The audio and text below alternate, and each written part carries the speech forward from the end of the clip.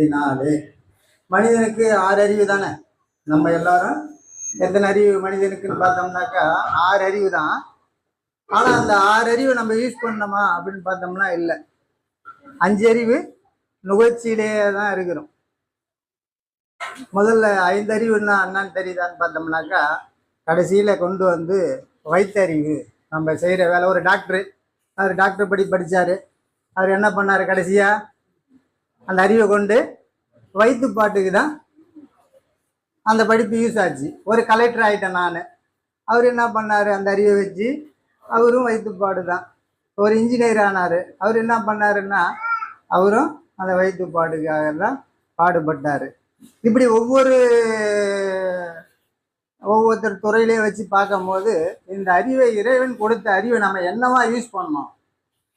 இல்லை நான் ஒரு ஜட்ஜி ஆனேன், நான் ஒரு கலெக்டர் ஆகினேன், ஒரு டாக்டர் ஆகினேன்,